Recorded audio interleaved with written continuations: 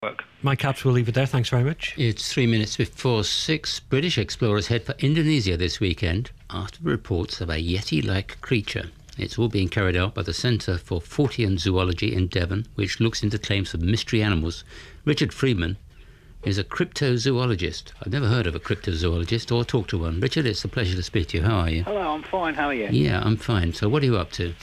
We're going to the Indonesian island of Sumatra. This will be our third trip there, on the track of a upright walking ape, which the locals call the orang pendek, which translates as a short man.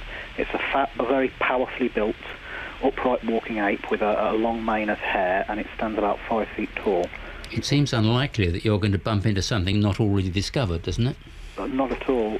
There are vast swathes of the world, vast swathes of Asia, Africa, parts of Australia, South America that are very, very, very poorly explored, and new animals are turning up all of the time.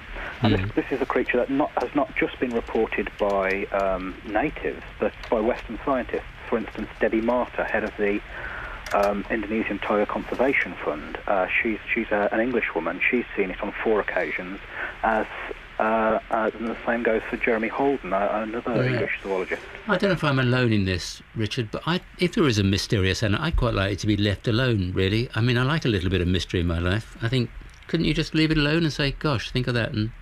No, I'd like to find it. I'd like to prove that it's there, so and put it in the protected. Zoo? Well, go on.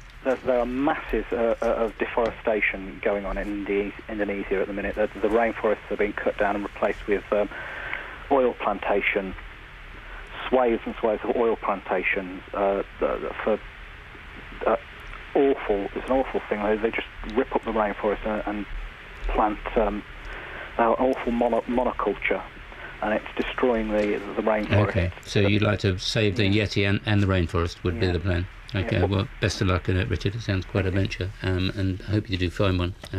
That'll end my cynicism in pretty short order, won't it, when you come back with a picture of a Yeti, or whatever that animal was called. I'm quite with you.